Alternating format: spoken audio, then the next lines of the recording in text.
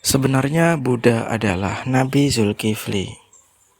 Pernahkah kalian mendengar klaim Buddha sebenarnya itu adalah Nabi Zulkifli? Sekilas memang terdengar masuk akal. Buddha dikenal sebagai seorang guru spiritual yang mengajarkan pengendalian diri, kesabaran, kehidupan moral, dan pelepasan dari penderitaan.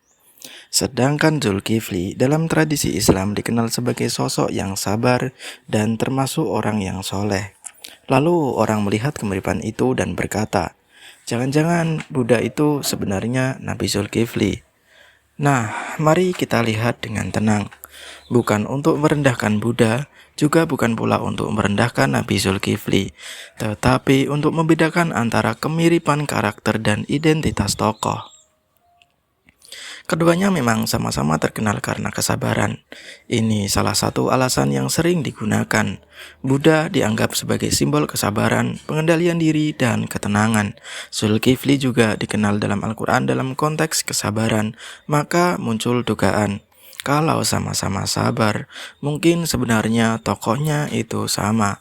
Tetapi apakah cukup itu sebagai bukti? Tentu saja tidak. Kesabaran itu bukan identitas eksklusif satu orang. Kalau dua orang sama-sama sabar, apakah mereka otomatis orang yang sama? Ya, tentu saja tidak. Bahkan ribuan orang bisa memiliki sifat yang sama. Jadi kesamaan sifat hanya menunjukkan ada kemiripan karakter, bukan malah ini pasti tokoh yang sama.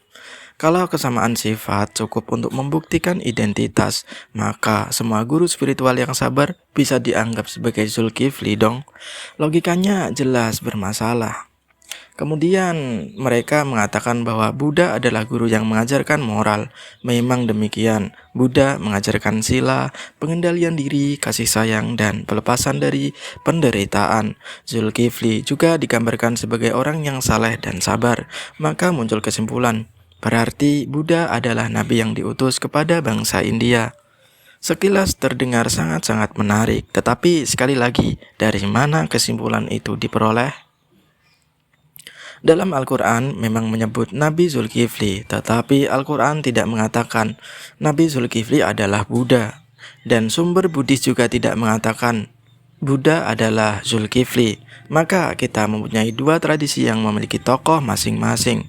Kalau ingin menyamakannya, maka diperlukan bukti penghubung, bukan sekedar kemiripan moral. Nama Buddha, ya, mengalami perubahan bahasa. Itu pasti dialami oleh setiap tokoh. Yang namanya nama pasti mengalami perubahan bahasa. Ada juga yang mencoba mencari hubungan dari nama. Buddha berarti kan yang tercerahkan atau yang telah bangun. Zulkifli memiliki bentuk yang sama, yang berbeda dalam tradisi Semitik. Kemudian dicari-cari kemungkinan perubahan bunyi atau etimologi. Masalahnya perubahan bahasa tidak boleh dibuat sesuka hati. Dalam linguistik, kalau dua nama dianggap berasal dari satu nama awal, maka harus ada jalur perubahan yang dapat dijelaskan.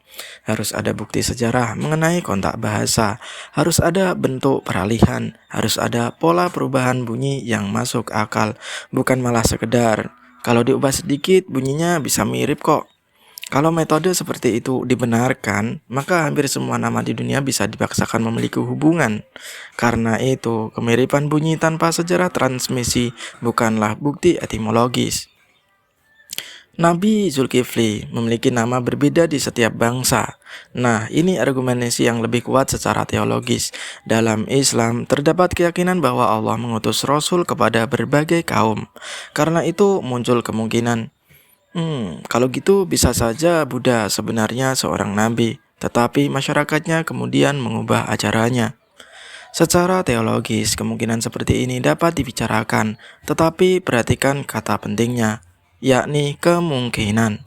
Kemungkinan bahwa Buddha adalah seorang nabi tidak sama dengan Buddha pasti Nabi Zulkifli. Yang pertama tidak otomatis bertentangan dengan konsep kenabian yang luas. Sedangkan yang kedua adalah klaim identitas spesifik yang membutuhkan bukti spesifik. Ini perbedaan yang sangat-sangat penting. Zulkifli itu kan berarti memiliki makna pemilik bagian atau keadaan tertentu, sedangkan Buddha adalah gelar. Ada pula yang mencoba menghubungkan makna nama atau gelar. Tetapi di sini justru semakin jelas perbedaannya. Buddha bukan nama pribadi dalam pengertian sederhana. Ia adalah gelar yang berarti seseorang yang telah terbangun atau tercerahkan.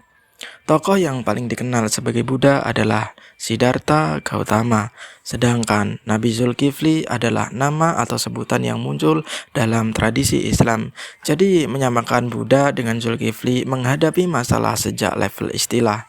Kita perlu menentukan apakah yang dibandingkan nama, gelar, tokoh, atau konsep. Jangan mencampur adukkan semuanya. Kemudian argumen mereka mengenai yang mereka klaim tersebut adalah masalah terbesar dari perbedaan antara kesamaan sifat dan kesamaan identitas. Bukankah Buddha memiliki riwayat kehidupan yang cukup jelas dalam tradisi Buddhis? Siddhartha Gautama dikaitkan dengan wilayah India kuno.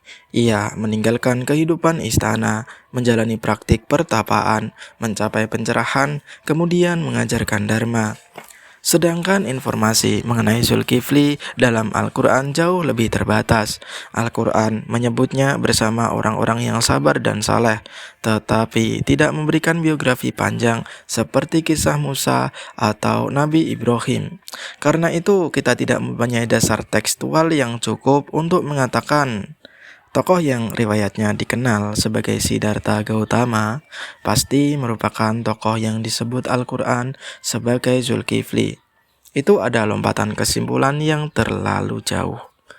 Ada satu masalah lagi, ajarannya pun tidak identik. Dalam Buddhisme, konsep seperti dukkha, anicca, anatta, karma, dan nirvana memiliki posisi penting dalam kerangka ajaran Buddha. Sedangkan dalam Islam, kenabian berdiri dalam kerangka tauhid, wahyu Allah sebagai Tuhan dan kehidupan akhirat. Tentu kita bisa menemukan kesamaan moral, seperti jangan berbuat jahat, mari kita mengendalikan diri, bersabarlah sebagai manusia, berbuat baiklah di kehidupan dunia, tetapi kesamaan moral tidak berarti keseluruhan sistem teologisnya itu sama. Dua sistem pemikiran bisa memiliki kesimpulan moral yang sama, tetapi memiliki dasar metafisik yang jauh berbeda. Misalnya dua orang sama-sama berkata, "Jangan menyakiti orang lain." Yang satu mendasarkannya pada hukum Tuhan, yang lain mendasarkannya pada prinsip sebab akibat moral atau jalan pembebasan. Kesimpulan moralnya sama, dasarnya berbeda. Maka kesamaan ajaran moral bukan berarti identitas sumber ajaran. Jadi apakah mungkin Buddha adalah seorang nabi? Kita harus berhati-hati. Kalau maksudnya, apakah mungkin Tuhan pernah mengutus pembimbing kepada bangsa India? Itu adalah pertanyaan teologis yang bisa kita diskusikan. Tetapi kalau pertanyaannya, apakah Siddhartha Gautama pasti Nabi Zulkifli? Maka kita membutuhkan bukti yang jauh lebih kuat. Dan sampai pada titik itu, argumen Buddha itu sabar, Zulkifli itu juga sabar. Tentu saja seperti itu tidak cukup membuktikan bahwa keduanya adalah tokoh yang sama. Buddha adalah guru moral, Zulkifli orang yang saleh. Itu juga belum cukup membuktikan. Buddha berasal dari India, juga itu belum cukup. Mungkin namanya berubah, itu juga bukan bukti karena diawali dengan kemungkinan. Semuanya paling jauh menghasilkan spekulasi semata, bukan pembuktian identitas. Itulah prinsip yang perlu kita pegang ketika mendengar klaim semacam ini. Jangan mengubah kemiripan menjadi identitas. Dua tokoh bisa sama-sama sabar, sama-sama mengajarkan moral, sama-sama hidup sederhana, sama-sama dihormati, tetapi merupakan dua tokoh yang berbeda. Kalau seseorang ingin membuktikan bahwa Buddha adalah Nabi Zulkifli, pertanyaannya itu cukup sederhana. Apa bukti yang menghubungkan bahwa Siddhartha Gautama dengan Nabi Zulkifli? Bukan malah apa saja yang mirip, karena mencari kemiripan itu mudah, yang sulit adalah membuktikan identitas. Disitulah rasionalitas kita bekerja, bukan malah mencari sebanyak mungkin kesamaan untuk mendukung kesimpulan yang sudah disukai, tetapi menguji apakah bukti yang ada benar-benar cukup mencapai kesimpulan tersebut. Jadi boleh saja mengatakan, saya punya hipotesis bahwa Buddha mungkin seorang nabi, tetapi jangan langsung mengatakan Buddha pasti Nabi Zulkifli. terbukti. Sebab antara mungkin, diduga, dan terbukti terdapat jarak yang sangat-sangat jauh. Dan kalau jarak itu tidak kita jaga, kita bukan sedang mencari kebenaran, maka kita hanya sedang mencari pembenaran. Semoga semua makhluk berbahagia.